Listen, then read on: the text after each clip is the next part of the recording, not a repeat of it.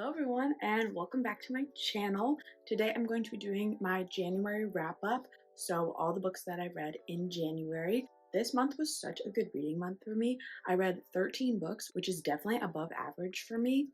I didn't read it all in December, so January I feel like I was making up for lost time and not being in a reading mood. So it was great. I really enjoyed the books that I read this month. I had a couple 5 stars. And yeah, let me just go ahead and get into the books that I read. All right, the first book that I read for this year is The 7-Year Slip by Ashley Poston, and I truly loved this book. I gave it a 5 star. It is a romance, but I would say it has a lot more depth than other romance books that I read. Kind of similar to Emily Henry, where her romance books also have like a deeper layer, I would say. So the book takes place in New York City, which is super fun, and you start off with your main character, Clementine, who was super close with her aunt, and her aunt has recently passed and left her apartment. The special thing about this apartment is that every now and then you'll enter the apartment and it will transport you 7 years into the past. When Clementine is in the apartment 7 years in the past, this man ends up staying at the apartment with her because her aunt 7 years in the past allowed him to stay at the apartment. They end up forming this sort of relationship, and while he is 7 years in the past, she is still herself that she is in the present moment. I don't know if I'm explaining that correctly. It's kind of a story of just like growth, I would say, but also like maintaining who you are as an individual. I thought it was such a good book to read at the start of the new year. And I talk about this a lot more in my Taylor Swift songs Choose My Next Read. I believe this was Timeless, the song. And if you want to go check out that video, I would recommend it, obviously. I just love this book. It was such a great book to start off the year. And yeah, 5 stars. The next book I read this year was Truly Devious by Maureen Johnson.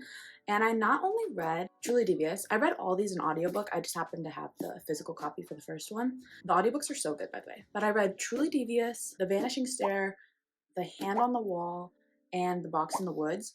So I read all 4 of the books, and I believe there is a 5th one that I still need to read. But I don't know, I was in such a thriller mood at the beginning of this year. I don't know why. I read all of these on audiobooks, and I highly recommend that. I'm usually not super into thrillers. I feel like it's just not really my genre, but these were so fun and I really enjoyed them. So looking back on my ratings list, I rated the first one a 4 star, and then I rated The Vanishing Stair 3.5, The Hand on the Wall 3.5, and The Box in the Woods 2.5. The Box in the Woods I just did not really enjoy. I don't know if I just got out of my thriller mood, but I just wasn't super into that. The first one was definitely my favorite. I feel like the first one was so fun because it's like, I love books with like boarding school atmosphere and stuff, and it was really fun like meeting all the characters and just kind of getting into the setting as well. I don't know, there were a lot more details about the Ellingham Academy, which is where this book takes place. What's interesting about the Truly Devious series is, besides the Inheritance games, I've never read like a thriller series, and I find that so much more entertaining than just like your average like standalone thriller book. I feel like one of my favorite things is like character-driven books, and having Truly Devious be a series made me really like attached to certain characters in it. I will be honest, I do not love the main character, Stevie Bell, is that her? Yeah, Stevie Bell in this. I do think she's really annoying, but I think she's a good main character because I do love an unlikable main character. So I don't know if this makes sense, but like I didn't like her really, but I liked her as the main character, if that makes sense. She was the perfect character for this type of book series. But yeah, I don't know. This was really fun. This is a series that like I don't know if I'll ever pick it up again or really think about it again, but it served its purpose and it was really fun. And the next book I read was Belladonna by Adalyn Grace, and I gave this book 3.5 stars. I ended up physically reading this book. That is one of the reasons I feel like I rated it the way I did. I feel like I would have enjoyed it a lot more if I would have listened to the audiobook version. The first half of this book was very slow in my opinion, and the main plot twist I did find it very predictable. I mean, I know it's a YA, but it was pretty predictable for me. The second half of this book, though, I did really enjoy. I liked how they wrapped it up. Another note, I just did not really care about any of the side characters at all, except like the main girl, and then um yeah, kind of just the main girl, I guess. The one part of this book that I did love, and I won't try to spoil anything, but it did give off like Dark Lena, like Darkling and Alina from Shadow and Bone, which did heal something in my soul for sure.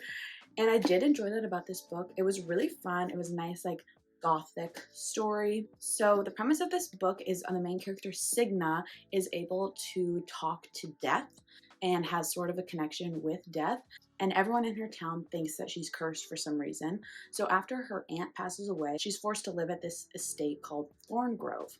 At Thorngrove, there's a girl that's mysteriously sick, and no one knows why she's sick. The whole family believes that they're cursed because the mother of that family has recently died tragically. Signa's trying to figure out why this family is cursed, what's going on, and yeah, and it's more like a gothic vibe, which is super fun with this book. And also Signa's able to talk to death, and they have sort of a relationship that when there's death around, either she's on the brink of death or people around her on the brink of death, she is able to talk and communicate with death.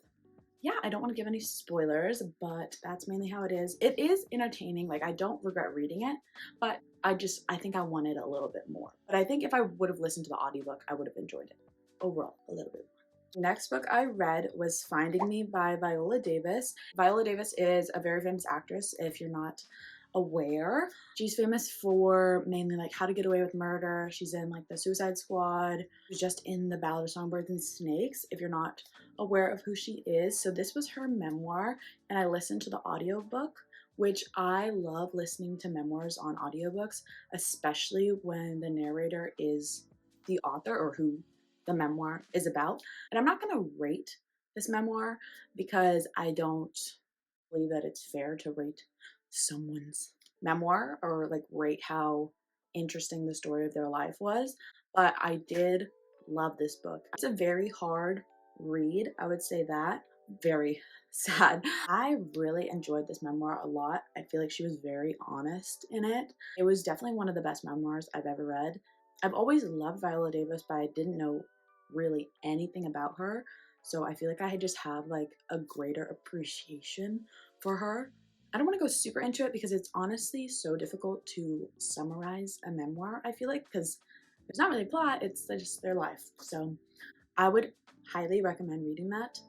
And the next book I read was Ruthless Vows by Rebecca Ross. I don't know really what to say about this book because I loved it. This is the sequel to Divine Rivals by Rebecca Ross, and I read this in my 24-hour readathon, and I absolutely adored this. I gave it 5 stars. I don't know if I can really share the plot of this book specifically because it's a sequel and like it's a duology, so this is the last book. In Divine Rivals, there are gods that are dueling, and this is causing a war to break out in the city. And Iris and the other character, Roman, are both journalists at a newspaper together, and they kind of form a rivalry, like a workplace rivalry together. They both have these magical typewriters that are connected with each other, but neither has any idea that they are connected together. So both of them are writing on these typewriters and sending letters to each other that neither of them knows that it's going to that person. And they end up forming this unique bond. And while the war is going on, they're being very vulnerable with each other. And I don't want to spoil too much, but that book is so good, and the sequel definitely delivered. I loved it so much, and it made me cry for sure. So I would highly recommend this book series. Yeah. The next book I read was A Dowry of Blood by S.T. Gibson, and I gave this book 3 stars. I listened to it on audiobook during my readathon, and the audiobook was super good. I have never read a book like this before, and I feel like it's getting me into like wanting to read more vampire books, I'm not gonna lie, and reignite my Vampire Diaries obsession, which might be unhealthy. I did enjoy this book, and I think it was really fun listening to it on an audiobook.